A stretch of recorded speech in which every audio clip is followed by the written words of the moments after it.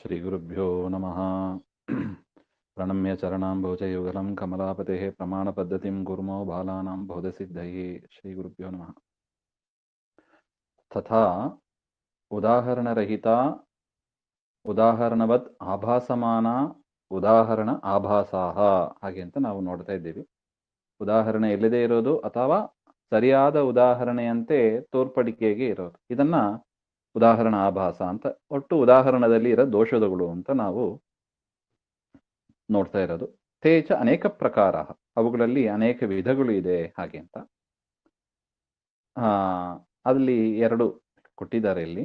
ಸಾಧ್ಯ ತತ್ರ ಸಾಧರ್ಮ್ಯ ಉದಾಹರಣೆ ತಾವತ್ ಸಾಧ್ಯ ವೈಕಲ್ಯಂ ಯಥಾ ಮನಃ ಅನಿತ್ಯಂ ಮೂರ್ತತ್ವಾತ್ ಯತ್ ಮೂರ್ತಂ ತತ್ ನಿತ್ಯಂ ಯಥಾ ಪರಮಾಣು ಇತಿ. ಯತ್ ಮೂರ್ತಂ ತದ್ ಅನಿತ್ಯಂ ಅಂತ ಆಗಬೇಕು. ಯತ್ ಮೂರ್ತಂ ತದ್ ಅನಿತ್ಯಂ ಯಥಾ ಪರಮಾಣು ಇತಿ ಅಂತ ವ್ಯಾಪ್ತಿ. ಪರಮಾಣು ಅನಿತ್ಯತ್ವಾಭಾವಾತ್ ಸಾಧ್ಯ ವೈಕಲ್ಯಂ ಹಾಗೆಂತ. ಒಟ್ಟು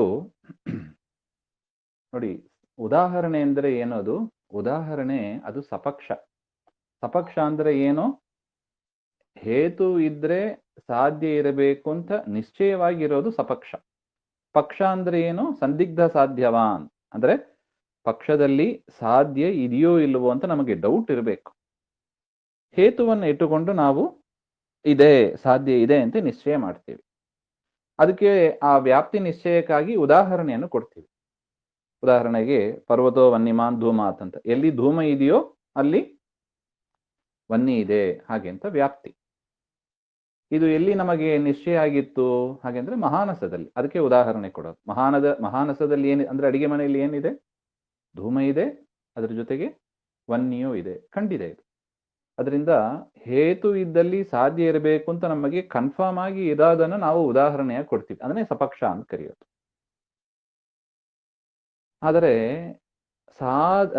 ಈ ಸಾಧನ ಯಾವುದು? ಸಾಧ್ಯ ವೈಕಲ್ಯ ಅಂತ ಹೇಳ್ತಾರೆ. ಸಾಧ್ಯ ವೈಕಲ್ಯದಲ್ಲಿ ನಮಗೆ ನೋಡಿ ತೊಂದರೆ ಆಗ್ತದೆ. ಅದು ಕೊಡುವ ಉದಾಹರಣೆ ನೋಡಿ. ಮನಃ ಅನಿತ್ಯಂ ಮೂರ್ತತ್ವಾತ್. ನೋಡಿ, ಪಕ್ಷ ಮನಃ, ಅನಿತ್ಯಂ ಎನ್ನುವುದು ಸಾಧ್ಯ, ಮೂರ್ತತ್ವ ತುಂಬಾ ಅದು ಹೇತು. ಮೂರ್ತ ಅಂದ್ರೆ ಅದಕ್ಕೊಂದು ಕ್ರಿಯಾವತ್ತಾಗಿರೋದು ಅಂತ ಅರ್ಥ, ಅಥವಾ ಒಂದು ರೂಪ, ಒಂದು ಆಕಾರ ಇರೋದು ಎಂಬ ಅರ್ಥದಲ್ಲೂ ಇಟ್ಕೋಬಹುದು. ಮನಃ ಅನಿತ್ಯಂ ಮೂರ್ತತ್ವಾತ್ ಯತ್ ಮೂರ್ತಂ ತತ್ ಅನಿತ್ಯಂ. ಯಾವುದಕ್ಕೆ ಆಕಾರ ಇದೆಯೋ ಅದು ಅನಿತ್ಯವಾಗಿದೆ ಹಾಗೆ ಅಂತ ಒಟ್ಟು ಎನ್ನುವುದಲ್ಲಿ ಒಟ್ಟು ಏನಾಯಿತು? ಮನಃ ಅನಿತ್ಯಂ ಮೂರ್ತತ್ವಾತ್ ಯತ್ ಮೂರ್ತಂ ತತ್ ಅನಿತ್ಯಂ. ಯಾವುದು ಮೂರ್ತವಾಗಿದೆಯೋ ಅದು ಅನಿತ್ಯವಾಗಿದೆ. ಯಥಾ ಪರಮಾಣು ಅಂತ ಉದಾಹರಣೆ ಕೊಡ್ತಾ ಇದ್ದಾರೆ. ಪರಮಾಣು ಸರಿಯಾದ ಉದಾಹರಣೆ ಸರಿಯಾದ ಉದಾಹರಣೆ ಅಲ್ಲ. ಅಲ್ಲಿ ಏನ್ ಸರಿ ಇಲ್ಲ? ಅಲ್ಲಿ ಉದಾಹರಣೆಯಲ್ಲಿ ಏನ್ ಸರಿ ಇಲ್ಲ? ಹೇತು ಸರಿ ಇಲ್ಲವೋ ಅಥವಾ ಸಾಧ್ಯ ಸರಿ ಇಲ್ಲವೋ ಹಾಗೆ ಅಂತ ನೋಡಿದ್ರೆ, ಸಾಧ್ಯ ನೋಡಿ, ಪರಮಾಣು ಇಲ್ಲಿ ಸಾಧ್ಯ ಯಾವುದು? ಅನಿತ್ಯ ಅಂತ ಸಾಧನೆ ಮಾಡ್ತೀವಿ. ಪರಮಾಣು ಅನಿತ್ಯನಾ? ಇಲ್ಲ, ಪರಮಾಣು ಅಲ್ಲ. ಅದಕ್ಕೆ ರೂಪ ಇದೆ ಅಂತ ಹೇಳ್ತಾರೆ. ಪರಮಾಣುವಿಗೆ ರೂಪ ಇದೆ ಅಂತ ಒಪ್ಪೋಣ. ಅದಕ್ಕೊಂದು ಶೇಪ್ ಇದೆ, ಆಕಾರ ಇದೆ ಹಾಗೆ ಅಂತ. ಅದು ತುಂಬಾ ಮೈನ್ಯೂಟ್ ಆಗಿದೆ ಅಂತ ಇಟ್ಕೊಳ್ಳೋಣ. ಅಂದ್ರೆ ಅದು ಇಂದ್ರಿಯ ಗೋಚರ ಅಲ್ಲ, ಅದು ಹೌದು, ಮೂರ್ತ ಅಲ್ಲ, ಅದು ಬೇರೆ ವಿಚಾರ.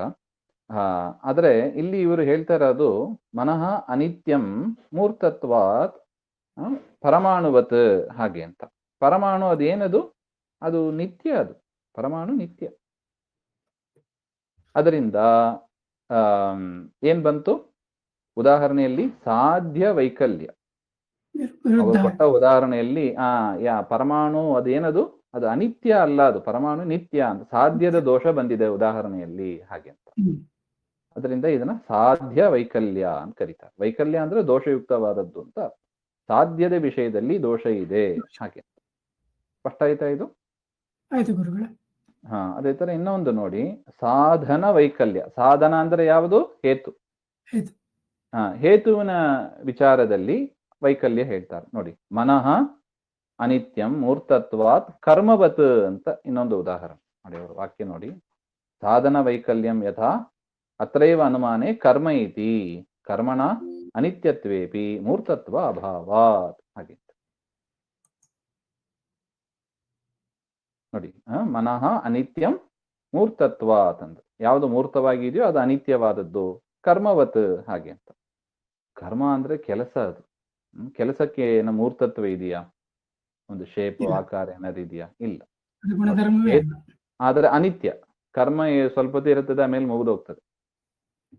ವಾಕಿಂಗ್ ಮಾಡ್ತೀವಿ, ಸ್ವಲ್ಪ ಹೊತ್ತು ವಾಕ್ ಮಾಡ್ತೀವಿ, ಬಿಟ್ಟು ಬಿಡ್ತೀವಿ ಅಷ್ಟೇ. ಕರ್ಮ ಅನಿತ್ಯ. ಒಂದಾದ ಮೇಲೆ ಒಂದು ಮಾಡ್ತೀವಿ, ಅದು ಬೇರೆ ವಿಚಾರ. ಆದ್ರೆ ಒಂದು ಕರ್ಮ ಅಂತ ತೆಗೆದುಕೊಂಡ್ರೆ, ಊಟ ಮಾಡೋದು 24 hours ಊಟ ಮಾಡ್ತಾ ಇರ್ತೀವಾ? ಇಲ್ಲ. ಸ್ವಲ್ಪ ಹೊತ್ತು ಊಟ ಮಾಡ್ತೀವಿ, ಊಟ ಮಾಡುವ ಕರ್ಮ ಮುಗೀತು. ಕರ್ಮ ಅನಿತ್ಯ. ಹೌದು. ಅದರಿಂದ ಆ ಉದಾಹರಣೆಯಲ್ಲಿ ಏನಿದೆ? ಸಾಧ್ಯ ಇದೆ, ಸಾಧ್ಯ ಅನಿತ್ಯತ್ವ ಇದೆ, ಆದರೆ ಏನಿಲ್ಲ? ಸಾಧನ ವೈಕಲ್ಯ. ಸಾಧನ ಮಾಡತಕ್ಕ ಹೇತು ಅಂದ್ರೆ ಮೂರ್ತತ್ವ ಇಲ್ಲ ಅದರಲ್ಲಿ. ಅದರಿಂದ ವೈಕಲ್ಯ ದೋಷ ಬಂತು, ವೈಕಲ್ಯ ಬಂತು. ಇದು ಸಾಧನ ವೈಕಲ್ಯ. ಹಾಗೆ ಈ ರೀತಿಯಾಗಿ ಇದು ನೋಡಿದ್ರೆ ಉದಾಹರಣೆಯಂತೆ ಕಾಣ್ತಾ ಇದೆ, ಆದ್ರೆ ಅದಕ್ಕೆ ಹೇಳಿದ್ದು ಉದಾಹರಣ ಆಭಾಸಾಹ ಅಂತ ಹೇಳಿದ್ರು. ಉದಾಹರಣೆಯಂತೆ ತೋರ್ತಾ ಇದೆ, ವಾಸ್ತವಿಕವಾಗಿ ಈ ಉದಾಹರಣೆಯಲ್ಲಿ ದೋಷ ಇದೆ ಹಾಗೆ ಅಂತ. ಅದರಲ್ಲಿ ಅನೇಕ ಪ್ರಕಾರ ಅಂತ ಹೇಳಿ 2 ಹೇಳಿದ್ರು, ಸಾಧ್ಯ ವೈಕಲ್ಯ ಮತ್ತು ಸಾಧನ ವೈಕಲ್ಯ ಹಾಗೆ ಅಂತ. ಇನ್ನು ಉಭಯ ವೈಕಲ್ಯ ಅಂತ ಒಂದಿದೆ, ಅದನ್ನ ಮತ್ತೆ ನೋಡೋಣ. ಶ್ರೀಮಧ್ವಾಂತರ್ಗತ ಶ್ರೀಕೃಷ್ಣಾರ್ಪಣ. ಶ್ರೀ ಹರೇ ನಮಃ.